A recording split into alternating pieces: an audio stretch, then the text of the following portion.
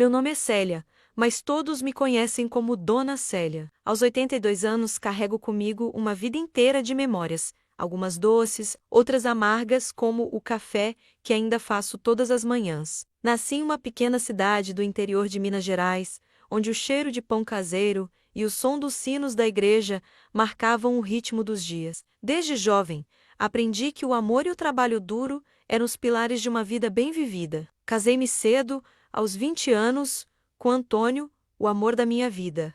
Juntos, sonhamos em construir uma família e um lar cheio de risos e histórias para contar. Mas o destino tem seus próprios planos, não é mesmo? Antônio partiu cedo demais, levado por um coração que batia forte de amor, mas fraco de saúde. Fiquei sozinha, com nosso único filho, Carlos, ainda pequeno nos braços. Naquele momento, prometi a mim mesma que faria de tudo para dar a ele a vida que seu pai e eu havíamos sonhado. Os anos que se seguiram foram de luta constante. Trabalhei como costureira, faxineira, cozinheira, menos o que fosse preciso para colocar comida na mesa e manter Carlos na escola. Minha casa, minha querida casa! Cada tijolo foi colocado com suor e determinação. Era mais do que paredes e teto. Era a materialização dos meus sonhos, o legado que eu deixaria para meu filho. Sempre acreditei que a família era o bem mais precioso que alguém poderia ter. Ensinei isso a Carlos em cada gesto, em cada sacrifício feito com amor. Vi meu menino crescer, formar-se, casar-se. A cada conquista dele, sentia que minha missão estava sendo cumprida. Conforme os anos passaram, as rugas se aprofundaram em meu rosto, minhas mãos ficaram mais trêmulas e as tarefas diárias começaram a pesar. A casa, antes tão bem cuidada por mim, começou a mostrar sinais de que precisava de mais atenção do que eu podia dar. Foi quando Carlos sugeriu algo que, naquele momento, pareceu ser a solução perfeita para todos os problemas. Mãe, ele disse, com aquele sorriso que sempre derreteu meu coração, por que não passa a casa para o meu nome? Assim evitamos burocracias no futuro e posso ajudar a cuidar de tudo. Naquele instante, olhando nos olhos do meu filho, vi o reflexo do homem que eu havia criado com tanto amor e dedicação. Como poderia duvidar dele? Como poderia imaginar que aquela decisão mudaria completamente o curso da minha vida? Assinei os papéis com a certeza de que entrega um tesouro nas mãos mais confiáveis do mundo. Mal sabia eu que estava prestes a aprender a mais dura das lições sobre confiança, família e o verdadeiro significado de lar. Agora, sentada neste pequeno espaço que me foi destinado, rodeada por caixas e ferramentas, pergunto-me: onde foi que eu errei? Como os sonhos de uma vida inteira podem caber em uma garagem? Lembro-me como se fosse ontem do dia em que Carlos trouxe a Amanda para me conhecer. Era uma tarde de domingo. O aroma do meu bolo de fubá pairava no ar quando eles chegaram. Amanda era uma moça bonita, de olhos vivos e sorriso fácil. Naquele dia, vi meu filho mais feliz do que nunca. Mãe, essa é a Amanda.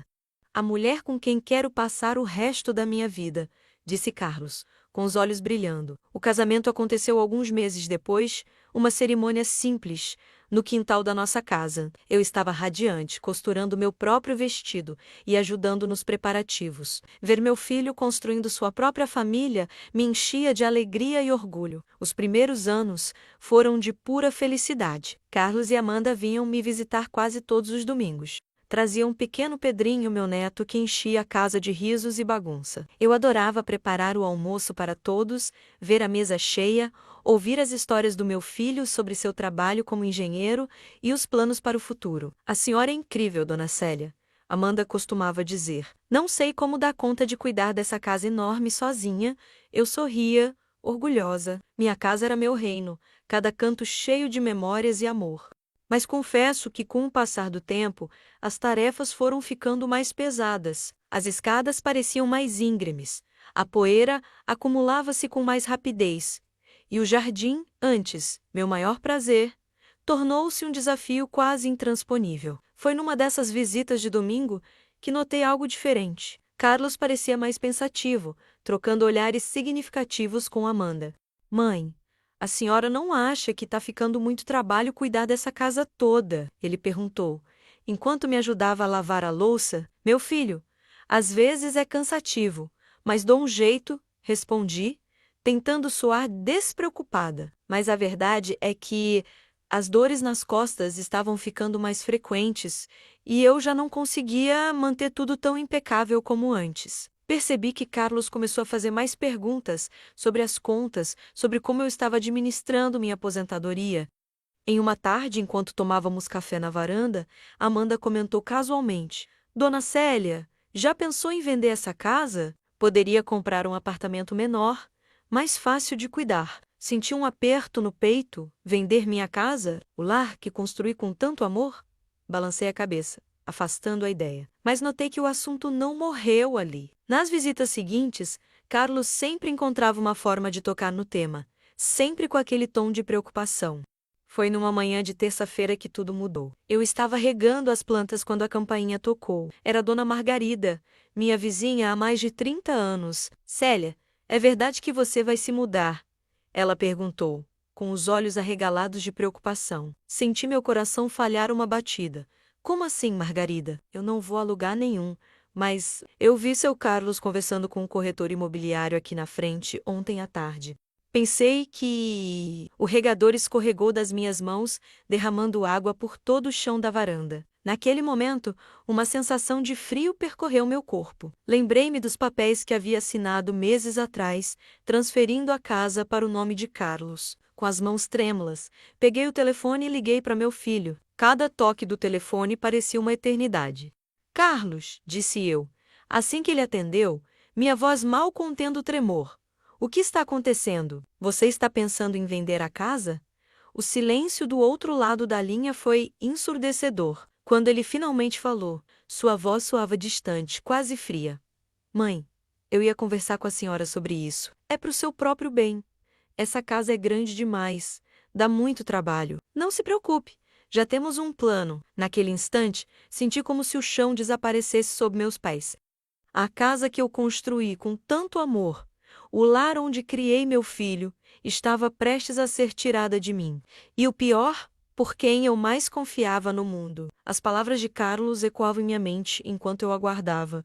Sentada na minha poltrona favorita, a chegada dele, cada minuto, parecia uma eternidade. Quando finalmente ouvi o som do carro estacionando, meu coração disparou. Carlos entrou, seu rosto uma mistura de determinação e culpa. Amanda o seguia, mantendo-se um pouco afastada, como se preferisse não fazer parte daquela cena. Mãe, Carlos começou, sentando-se no sofá à minha frente. Sei que a senhora ficou sabendo sobre a venda da casa. Eu realmente pretendia conversar com a senhora antes. Mas, antes de quê, Carlos? Interrompi, minha voz tremendo de emoção. Antes de vender o teto sobre a minha cabeça, a casa que construí com tanto sacrifício, ele suspirou profundamente, antes de continuar. Mãe, entenda. É pelo seu bem. A senhora não pode mais cuidar de uma casa tão grande. Nós encontramos um comprador que ofereceu um ótimo preço. Com o dinheiro, podemos. Podemos o quê? Cortei novamente, sentindo uma raiva que nunca imaginei que poderia sentir pelo meu próprio filho. E para onde eu vou? Já pensou nisso? Foi nesse momento que Amanda se manifestou, sua voz suave contrastando com a tensão no ar. Dona Célia, nós pensamos em tudo. A senhora pode vir morar conosco. Temos espaço suficiente. Olhei para os dois, incrédula. Como podiam falar assim, como se estivessem me fazendo um favor, como se não estivessem arrancando de mim tudo o que construí ao longo de uma vida. Carlos, falei, reunindo toda a força que me restava, você não tem o direito de fazer isso. Essa casa é minha vida. Cada canto tem uma memória. Aqui, seu pai e eu sonhamos juntos. Aqui, eu criei você. Como pode querer tirar isso de mim? Vi um lampejo de hesitação nos olhos dele, mas logo foi substituído por uma expressão de resolução. Mãe, a decisão já está tomada. O contrato foi assinado ontem. Em um mês, precisamos entregar a casa. Senti como se tivesse levado um soco no estômago. Em um mês, eu perderia meu lar, minhas memórias, minha independência. E se eu me recusar a sair, desafiei, erguendo o queixo. Carlos trocou um olhar desconfortável com Amanda antes de responder. Mãe, legalmente, a casa agora é minha. A senhora. A senhora não tem escolha. Naquele momento, Algo dentro de mim se quebrou. Não era apenas a perda da casa, era a traição, a quebra de confiança. Olhei para meu filho e vi um estranho. Saiam, sussurrei, minha voz carregada de dor. Saiam da minha casa agora. Eles hesitaram, mas diante do meu olhar firme, levantaram-se e caminharam até a porta. Antes de sair, Carlos se virou. Mãe, eu sei que tá chateada agora, mas vai ver que é o melhor. Vamos cuidar bem da senhora lá em casa. Não respondi. Assim que a porta se fechou, deixei as lágrimas, que havia contido até então, correrem livremente. Chorei por horas, pela minha casa, pelas minhas memórias, pela confiança perdida. Mas entre as lágrimas, uma resolução começou a se formar. Eu poderia ter perdido minha casa, mas não perderia minha dignidade. Não me tornaria um fardo para quem claramente não me valorizava. Naquela noite, tomei uma decisão.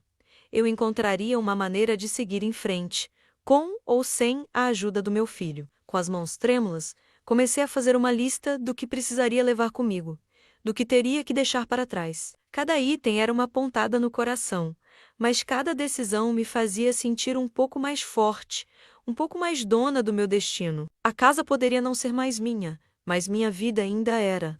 E eu lutaria por ela com todas as forças que me restavam. Os meses que se seguiram foram um borrão de emoções e mudanças. A mudança para a casa de Carlos e Amanda foi dolorosa e silenciosa. Deixei para trás não apenas móveis e objetos, mas pedaços da minha história, da minha identidade. O espaço que me foi designado era a garagem convertida a menos um cômodo pequeno, sem janelas, que mais parecia um depósito do que um quarto. É temporário, mãe, Carlos havia dito, enquanto eu observava o colchão no chão, rodeado por caixas e ferramentas. Vamos fazer umas reformas e logo a senhora terá um espaço melhor. Mas os dias se transformaram em semanas, e as semanas em meses. O temporário parecia cada vez mais permanente. Eu me senti uma intrusa, um inconveniente na vida da minha própria família. As refeições eram silenciosas, as conversas superficiais. O pequeno Pedrinho, meu neto, era a única luz naquele ambiente tenso, com seu sorriso inocente e abraços espontâneos. Foi numa tarde de domingo, quase 6 meses após a mudança, que percebi uma mudança sutil no comportamento de Carlos. Ele parecia mais atencioso, quase arrependido. Após o almoço, enquanto Amanda levava Pedrinho para o banho, meu filho se aproximou de mim na varanda. Mãe, ele começou hesitante. Como a senhora está se sentindo? Olhei para ele, tentando decifrar a intenção por trás daquela pergunta aparentemente simples. Estou bem, Carlos. Respondi, minha voz neutra. Ele suspirou, passando a mão pelos cabelos, um gesto que sempre fazia quando estava nervoso, desde criança. Mãe, eu sei que as coisas não têm sido fáceis, talvez. Talvez nós possamos conversar sobre como melhorar sua situação aqui. Senti um misto de esperança e desconfiança. Seria possível que meu filho finalmente tivesse percebido o erro que cometeu? O que você sugere? Perguntei, mantendo minha guarda alta. Bem, estávamos pensando em fazer algumas mudanças na casa. Poderíamos transformar o escritório em um quarto para a senhora. Teria mais espaço, uma janela. Por um momento, permiti-me imaginar um espaço próprio, um lugar onde eu pudesse ter um pouco de privacidade e dignidade. Mas então, a realidade da situação me atingiu novamente. E a minha casa, Carlos? O que aconteceu com ela? Ele desviou o olhar, visivelmente desconfortável. Mãe, a casa, ela já foi vendida. Não podemos voltar atrás nisso. Mas podemos fazer daqui um novo lar para a senhora.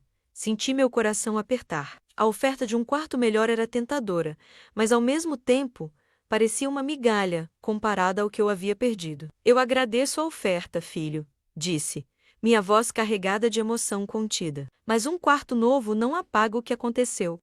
Não devolve minha independência, minha dignidade. Carlos pareceu genuinamente surpreso com minha resposta. Mas, mãe, estamos tentando consertar as coisas, dar à senhora um espaço melhor, mais conforto. O conforto que eu queria era o da minha própria casa, Carlos. O lugar que construí com minhas próprias mãos, onde cada canto tinha uma história. Vi a frustração crescer no rosto do meu filho.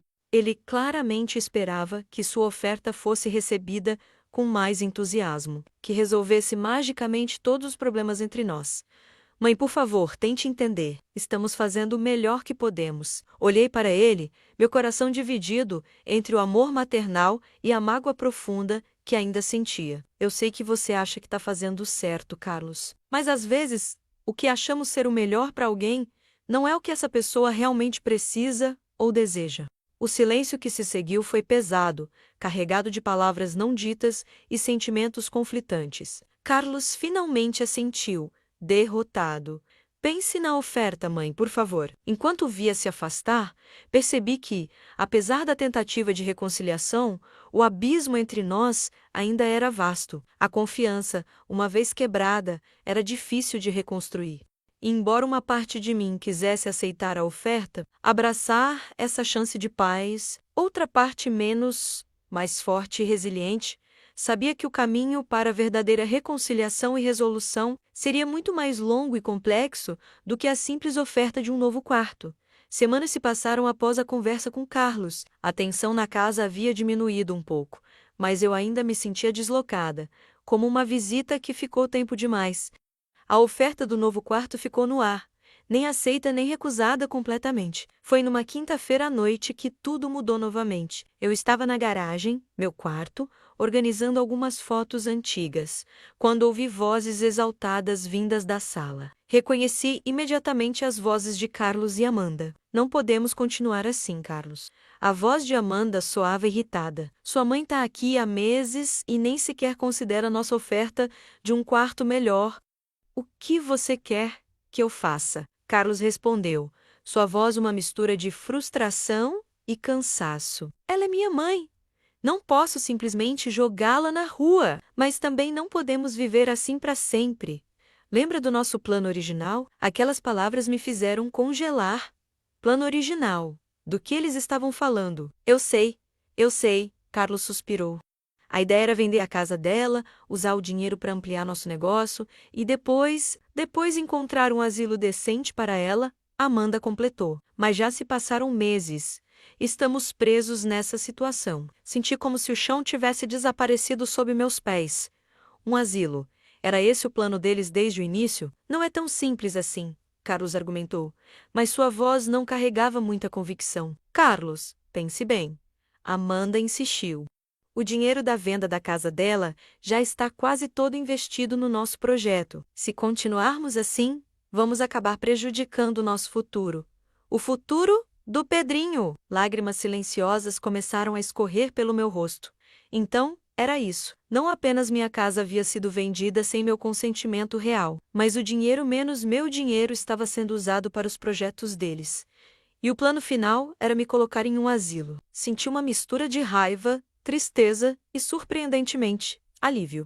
Alívio por finalmente entender a verdade, por ter a confirmação de que meus sentimentos de deslocamento não eram paranoia de uma senhora idosa. Naquele momento, tomei uma decisão. Não podia continuar ali, vivendo como um fardo, esperando ser descartada quando fosse conveniente. Eu ainda tinha minha aposentadoria, ainda tinha minha dignidade. Talvez não tivesse mais minha casa, mas ainda podia escolher meu caminho. Com mãos trêmulas, comecei a juntar minhas poucas coisas. Enquanto dobrava cuidadosamente algumas roupas, meus olhos caíram sobre uma foto antiga.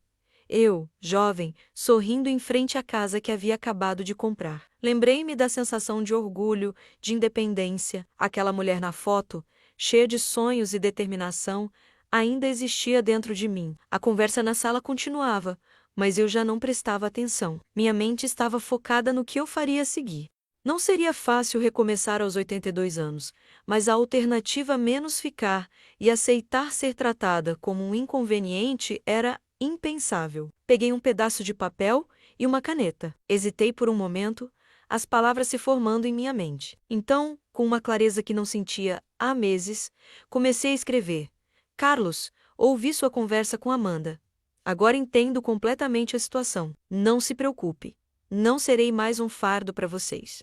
Agradeço pelo teto que me ofereceram nesses meses, mas chegou a hora de eu seguir meu próprio caminho. Não preciso de um asilo. Preciso de respeito e da chance de viver meus últimos anos com dignidade. Vou encontrar um lugar para mim, com o pouco que me resta. Espero que um dia você entenda que o valor de uma mãe, de uma família, vai muito além de qualquer quantia em dinheiro ou investimento com amor. Apesar de tudo, sua mãe, Célia, dobrei a carta cuidadosamente e a coloquei sobre o colchão. Com o coração pesado, mas determinado, peguei minha pequena mala e caminhei silenciosamente até a porta. Olhei uma última vez para trás, para o espaço apertado que havia sido meu lar nos últimos meses. Então, sem fazer barulho, abri a porta e saí para a noite, levando comigo apenas minhas memórias e a certeza de que, mesmo aos 82 anos, ainda era dona do meu destino. A noite estava fresca quando deixei a casa de Carlos. Com passos lentos, mas determinados, caminhei pela rua silenciosa, minha pequena mala pesando mais no coração do que nas mãos. Não sabia exatamente para onde ir, mas sabia que não podia voltar. Depois de andar por alguns quarteirões, encontrei um banco de praça e sentei-me, para descansar e pensar. Foi então que me lembrei de Dona Zulmira, uma antiga amiga que morava do outro lado da cidade. Com mãos trêmulas, peguei meu velho celular e liguei para ela. Zulmira? É a Célia? Desculpe ligar tão tarde, mas você poderia me abrigar por alguns dias? A voz preocupada de Zulmira do outro lado da linha foi como um bálsamo. Célia. Pelo amor de Deus, o que aconteceu? Claro que pode vir, minha casa é sua casa. Expliquei brevemente a situação, as lágrimas finalmente vencendo minha resistência. Zulmira, sem hesitar, insistiu em vir me buscar. Menos de uma hora depois, eu estava em sua sala, uma xícara de chá quente nas mãos, desabafando toda a história. Nos dias que se seguiram, com o apoio de Zulmira, comecei a traçar um novo plano para minha vida. Descobri que, apesar de ter perdido minha casa, ainda tinha minha aposentadoria e algumas economias guardadas. Não era muito, mas era um começo. Com a ajuda de um advogado indicado por Zulmira, iniciei o processo para recuperar parte do dinheiro da venda da minha casa. Foi uma decisão difícil, pois significava um confronto direto com Carlos, mas era necessária. O advogado explicou que, mesmo com a transferência da casa para o nome de Carlos, eu tinha direitos como idosa e ex-proprietária. 2 semanas após minha saída, recebi uma ligação inesperada. Era Amanda, minha nora. Dona Célia, sua voz soava trêmula. Por favor, nos diga onde a senhora está. Carlos está desesperado. Respirei fundo antes de responder. Amanda, vocês sabem muito bem por que eu saí. Ouvi a conversa de vocês naquela noite. O silêncio do outro lado da linha foi ensurdecedor. Finalmente, Amanda falou, sua voz carregada de culpa. Dona Célia, nós nunca deveríamos ter considerado aquela ideia do asilo. Foi um momento de fraqueza, de egoísmo. Carlos está arrasado. Ele percebeu o erro que cometemos. Senti uma pontada no coração. Parte de mim queria acreditar, queria voltar e fingir que nada tinha acontecido, mas sabia que não podia. Amanda disse com firmeza: agradeço suas palavras, mas o que foi feito não pode ser desfeito tão facilmente. Diga ao Carlos que estou bem, que não se preocupe, mas também diga a ele que entrei com um processo para recuperar parte do dinheiro da venda da minha casa. Não é por vingança, é por justiça e pela minha sobrevivência. Ouvi Amanda suspirar profundamente. Entendo, Dona Célia. E a senhora está certa, cometemos um erro terrível. Carlos quer falar com a senhora, tentar consertar as coisas. Podemos nos encontrar? Refleti por um momento. Apesar da mágoa, Carlos ainda era meu filho. Diga a ele para me encontrar no Café Central. Amanhã às 10 horas, estarei lá. Ao desligar o telefone, senti um misto de apreensão e esperança. O caminho para a reconciliação seria longo, mas talvez, apenas talvez, houvesse uma chance de reconstruir os laços quebrados. Naquela noite, deitada na cama de hóspedes de Zulmira, refleti sobre tudo o que havia acontecido. Percebi que, apesar da dor e das dificuldades, eu estava mais forte. Tinha redescoberto minha voz, minha autonomia. Não era mais apenas a vovó na garagem, mas uma mulher determinada a viver seus últimos anos com dignidade e propósito. Com essa realização, adormeci, pela primeira vez em meses, com um sorriso no rosto, ansiosa pelo que o amanhã poderia trazer. O Café Central estava quieto naquela manhã de terça-feira. Sentei-me em uma mesa perto da janela, meus dedos enrugados acariciando distraidamente a xícara de café. O aroma familiar me trazia memórias de tantos cafés da manhã compartilhados com Carlos ao longo dos anos. Como o tempo podia ser tão cruel e tão gentil ao mesmo tempo? Quando vi Carlos entrar no café, meu coração deu um salto. Ele parecia mais velho, cansado, o peso de suas ações claramente visível em seus ombros caídos. Nossos olhos se encontraram, e por um momento, vi nele o menino que eu costumava consolar após um pesadelo. Mãe, ele disse suavemente, sentando-se à minha frente. Sua voz estava embargada, os olhos marejados. Carlos, respondi, mantendo minha voz firme, apesar da emoção que ameaçava me dominar. Ficamos em silêncio por alguns instantes, o peso de tudo o que havia acontecido pairando entre nós. Foi Carlos quem finalmente quebrou o silêncio. Mãe, eu sinto muito, muito mesmo. O que fizemos, o que eu fiz, foi imperdoável. Olhei nos olhos do meu filho, buscando a sinceridade em suas palavras. Por que, Carlos? Por que você fez isso? Ele suspirou profundamente. Antes de responder, eu realmente pensei que estava fazendo o melhor para a senhora, mas percebi que estava sendo egoísta, pensando mais em mim, nos meus planos. Eu traí sua confiança, e não há desculpa para isso. Senti lágrimas se formando em meus olhos, mas as contive.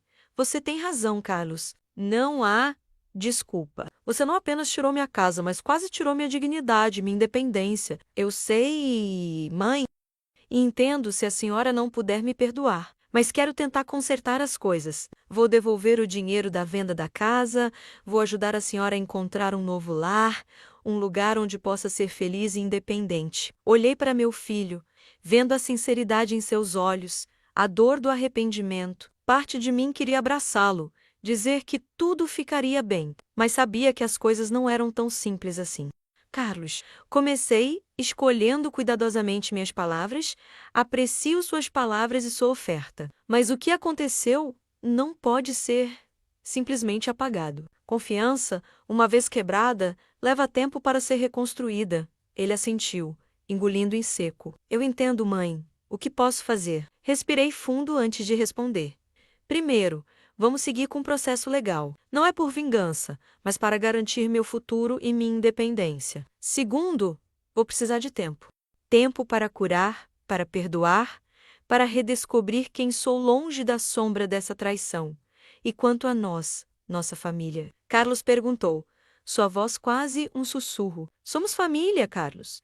Isso nunca vai mudar, mas nosso relacionamento precisa ser reconstruído.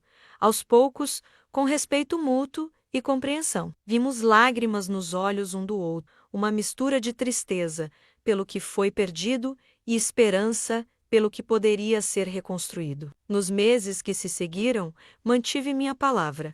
Com a ajuda do advogado, recuperei parte significativa do dinheiro da venda da minha casa. Usei esse dinheiro para alugar um pequeno apartamento, um lugar que pudesse chamar de meu. Carlos, cumprindo sua promessa, me ajudou no processo, respeitando meu espaço e minha independência. Nossos encontros, inicialmente tensos e esporádicos, foram se tornando mais frequentes e calorosos com o tempo. Hoje, aos 83 anos, olho pela janela do meu novo lar e reflito sobre a jornada que me trouxe até aqui.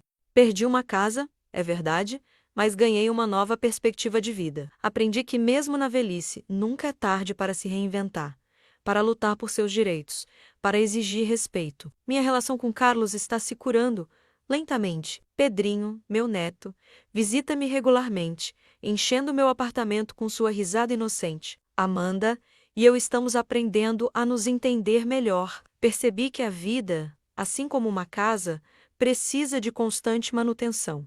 Às vezes, é preciso derrubar paredes para construir novos cômodos, é preciso repintar para renovar. A avó que foi parar na garagem não existe mais. Em seu lugar, há uma mulher que redescobriu sua força, que aprendeu que o lar verdadeiro não é feito apenas de tijolos e argamassa, mas de autodeterminação, dignidade e amor próprio. Enquanto observo o pôr do sol da minha nova varanda, sinto uma paz que não sentia há muito tempo. A estrada foi difícil, mas cada passo me trouxe até aqui, até este momento de serenidade e realização. E assim, com um sorriso no rosto e esperança no coração, encerro mais um capítulo da minha vida, ansiosa para ver o que as próximas páginas me reservam. Porque agora sei que, não importa a idade, sempre podemos escrever uma nova história, sempre podemos encontrar um novo lar dentro de nós mesmos.